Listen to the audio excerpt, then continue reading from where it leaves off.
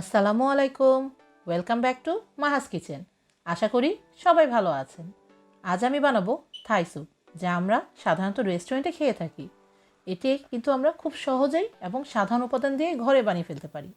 Thai soup ঠান্ডা বা গরমকালে আমাদের দেশে খুবই প্রিয় একটি স্যুপ। চলুন এবার আমরা থাই স্যুপ বানাতে চলে যাই। আমি একটি বাউলে নিয়ে নিয়েছি 3টি এগ ইয়ক। থাই স্যুপে এগ ইয়কটাই শুধুমাত্র ইউজ করব। এগ হোয়াইট দিলে স্যুপটি ফেটে যাওয়ার সম্ভাবনা থাকে। এবার আমি এতে অ্যাড করে দিচ্ছি 1/4 cup ketchup, 1/4 cup Thai chilli sauce. এবার আমরা এগুলো মিক্স করে নেব একসাথে।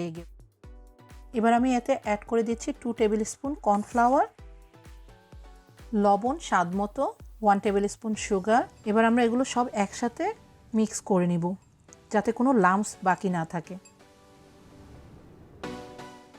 এবার আমি এতে অ্যাড করে দেব 1 cup chicken stock, pinch of yellow food colour বা জর্দার কালার। এবার আমরা সব একসাথে মিক্স করে নিব। জর্দার কালার বা ফুড কালারটা অপশনাল, আমি শুধু কালারের জন্য দিয়েছি, আপনারা চাইলে এটা স্কিপ করতে পারেন। আমার সবগুলো ইনগ্রিডিয়েন্ট দিয়ে স্যুপটা খুব সুন্দরভাবে মিক্স হয়ে গিয়েছে। এবার চলুন দেখে নিই আর কী কী ইনগ্রিডিয়েন্টস লাগবে। আমি এখানে নিয়েছি কিছু ডাইস করা চিকেন, ছোট ছোট করে কেটে নিয়েছি।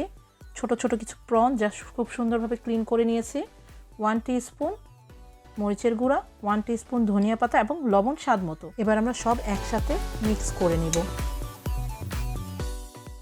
আমার চিকেন এবং প্রনটি খুব সুন্দরভাবে ম্যারিনেট হয়ে গিয়েছে, কিন্তু আপনারা চাইলে এটি 20 মিনিটের জন্য ম্যারিনেট করতে রাখতে পারেন, কিন্তু আমি যেহেতু এখনই কুক করব তাই আমি এটা ম্যারিনেট করতে রাখবো না। আমি একটি ফ্রাই প্যান নিয়েছি এবং তা গরম করে নিয়েছি। এতে অ্যাড করে দিচ্ছি 1/4 কাপ অয়েল। এবার এতে অ্যাড করে দিচ্ছি চিকেন এবং প্রনের মিক্সগুলো। আপনারা চাইলে চিকেন অথবা প্রন যে কোনো একটি ইউজ করতে পারেন। আমি চিকেন এবং প্রনগুলো হাফ কুক হওয়া পর্যন্ত কুক করে নিব।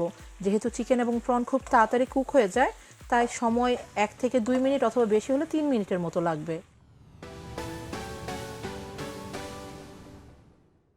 আমার চিকেন এবং প্রনগুলো হাফ সিদ্ধর মতো হয়ে গিয়েছে। এবার আমি এতে অ্যাড করে দিচ্ছি মিক্স করা যে স্যুপটা আমি রেখেছিলাম সেটা, এবং এর সাথে অ্যাড করে দিচ্ছি 2 কাপ পানি। আপনারা চাইলে পুরোটাই চিকেন স্টক ইউজ করতে পারেন অথবা মশলাও কম বেশি করে নিতে পারেন। আমি নিয়ে নিচ্ছি 1 টেবিল স্পুন আদা কুচি। এতে থাই জিঞ্জার ইউজ হয়, যেহেতু আমার কাছে থাই জিঞ্জার নেই তাই আজকে আমি আদা কুচি দিয়েই রান্না করে নিব।